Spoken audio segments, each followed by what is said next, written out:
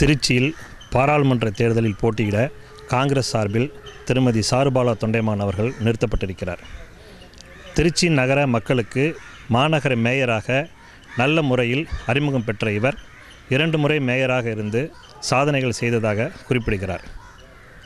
திருச்சி பாராளுமன்றத்துக்கு உட்பட்ட 3 தொகுதிகளில் திருச்சி கிழக்கு, திருச்சி மேற்கு, ஸ்ரீரங்கம் நகரப்பகுதி ஆகியவற்றில் ஏற்கனவே இவருக்கு நல்ல பரிச்சயம் இருக்கிறது. இது தவிர புதுக்கோட்டை இவருடைய சொந்த ஊராக இருப்பதாலும் அங்கும் நல்ல ஒரு பரிச்சயம் இருக்கிறது. சென்ற முறை பாராளுமன்ற தேர்தலில் போட்டியிட்டு மிக குறைந்த வாக்குகள் வித்தியாசத்தில், அதாவது 4000 வாக்குகள் வித்தியாசத்தில் வெற்றி வாய்ப்பை இழந்தவர். திருச்சி மாநகர மக்களின் அறிமுகமும் புதுக்கோட்டை மக்களின் அறிமுகமும் பரிச்சயமும் பெற்ற இவர் நடைபெற உள்ள பாராளுமன்ற தேர்தலில் கட்சிக்கு அப்பாற்பட்டு தன்னுடைய தேர்தல் அறிக்கையாக சில தகவல்களை தெரிவிக்கிறார். நீங்கள் என்ன இப்போ இதில் உங்கள் பார்லிமெண்ட் எலெக்ஷனில் நீங்கள் என்ன உங்களுடைய இதை ஒரு தேர்தல் அறிக்கையாக வெளியிட வச்சுருக்கீங்க?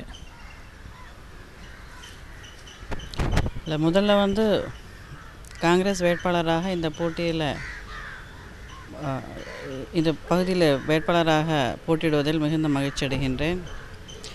காங்கிரஸ் ரொம்ப பலவீனமாக இருக்குது, தனியாக நிற்பாங்களான்ற கேள்வி ஏற்பட்ட சூழ்நிலையில் காங்கிரஸில் தனியாக நிற்பதில், அதுவும் ஒரு பெண் வேட்பாளராக நிற்பதில் மிகுந்த பெருமை அடைகின்றேன். நீங்கள் சொன்ன மாதிரி ஏற்கனவே திருச்சி மக்களுக்கு நான் அறிமுகமானவள். மேயராக பல நல்ல திட்டங்களை கொண்டு வந்திருக்கின்றோம். மத்திய பேருந்து நிலையத்தை விரிவாக்கம் செய்தோம். ரயில்வே இடத்தை பெற்று தந்து அதை விரிவாக்கம் செய்தோம். கொள்ளிடம் கூட்டு குடிநீர் திட்டம் 220 கோடியில் விரிவாக்கம் செய்யப்பட்டு இன்றைக்கு திருச்சி மாநகர் மக்களுக்கு முழுமையாக தண்ணீர் வழங்கப்பட்டு வருகிறது. அதற்கு பிறகு அந்த நான் மேயராக பொறுப்பு 2001லேருந்து 2009 வரைக்கும் பொறுப்பு வைத்தபோது நல்ல பல சாலைகள் மற்றும் மேம்பாலங்கள், கழிப்பிட வசதிகள், தெருவிளக்கு வசதிகள்லாம் ஏற்படுத்தி கொடுத்துருக்கேன். அதனால் திருச்சி மக்களுக்கு என்னை பற்றி நல்லாவே தெரியும். ஒரு ஊழலற்ற, வெளிப்படையான, நேர்மையான நிர்வாகத்தை நான் வழங்கியிருக்கின்றேன். இந்த பாராளுமன்ற தேர்தலில் என்ன செய்வேன்னு சொன்னால், திருச்சியை பொறுத்த வரைக்கும் ஒரு எய்ம் ஸ்டாண்டர்ட் ஹாஸ்பிட்டல் ஏற்கனவே எதிர்பார்க்கப்பட்ட ஒன்று. அது திருச்சிக்கு வழங்கப்பட்டு பின்பு சேலத்திற்கு கொண்டு செல்லப்பட்டது.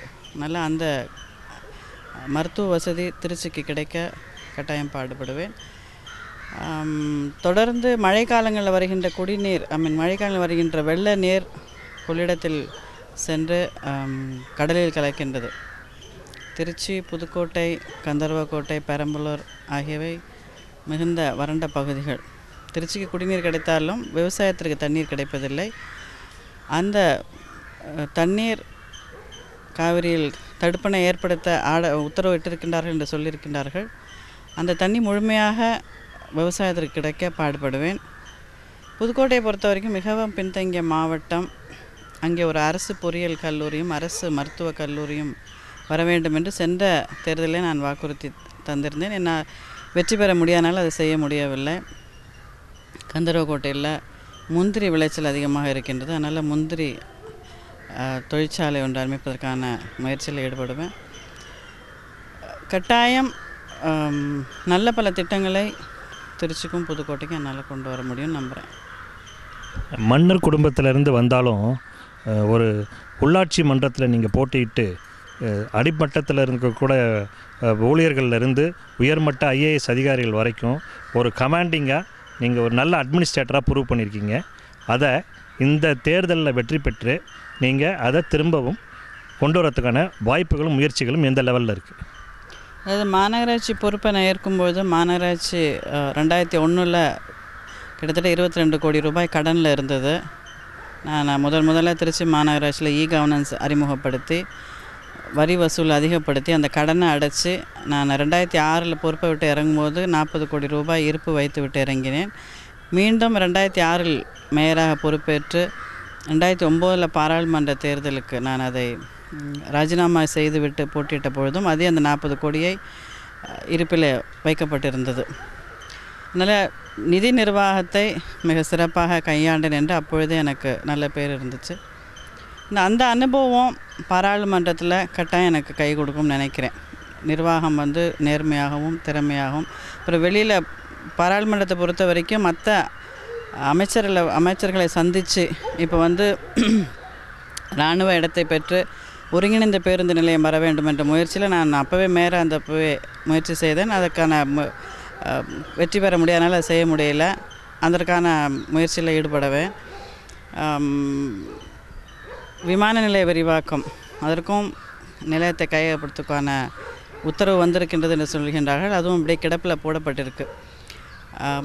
டெல்லியை பொறுத்த வரைக்கும் நீங்கள் ஒரு திட்டங்களை கொண்டு வரணுன்னா அந்த சம்மந்தப்பட்ட அமைச்சரை அடிக்கடி போய் சந்தித்து அந்த துறை செயலாளர் அடிக்கடி சந்தித்து இந்த திட்டம் திருச்சிக்கு வரணும்னு நம்ம மெனக்கட்டால் மட்டும்தான் பண்ண முடியும். நான் திருச்சிக்கு அந்த பேருந்து நிலையத்துக்கு ரயில்வே நிலையத்தை கையகப்படுத்த கிட்டத்தட்ட 1 வருஷம் திருச்சிக்கும் சென்னைக்கும் டெல்லிக்கும் அலைஞ்சேன். ஒரு மேயராக இருந்தப்போவே என்னால் ரயில்வே நிலையத்தை பெற்றுத்தர முடிந்த பொழுது பாராளுமன்ற உறுப்பினராக பொறுப்பேற்றால் கட்டாயமாக இன்னும் இராணுவ நிலையத்தை பெற்று ஒருங்கிணைந்த பேருந்து நிலையம் மற்றும் பல திட்டங்களை கொண்டு வர முடியும்னு நம்புகிறேன். ஆனால் நிர்வாகம் என்னால் சிறப்பாக கொடுக்க முடியும்.